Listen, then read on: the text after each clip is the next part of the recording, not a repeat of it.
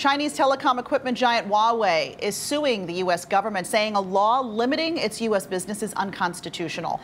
Yahoo Finance's Rick Newman is in our newsroom with that this morning. So, Rick, break down this lawsuit for us that they filed against the U.S. Well, last year, Congress passed a law that basically said the U.S. government is not allowed to purchase any Huawei equipment that might be used for military purposes. And Huawei is suing the U.S. government in U.S. court in Texas, saying that that actually violates U.S. law, that you can't single out any single company or any individual for that kind of treatment by the government.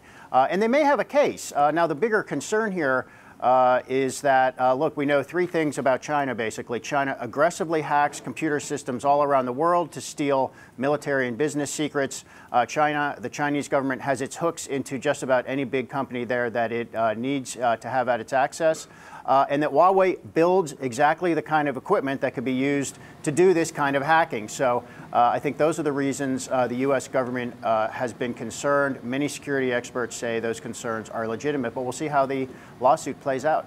Do you think that there's a real chance here that the law President Trump signed affecting Huawei would get overturned?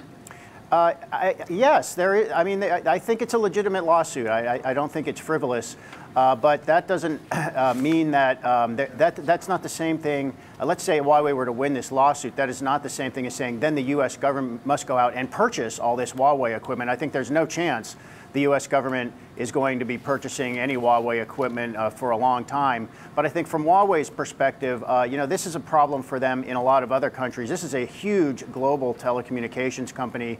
They sell a lot of equipment to telecom operators in Europe and other parts of the world. And I think they feel like they need to take a stand here in the United States to protect their image and their sales in other countries.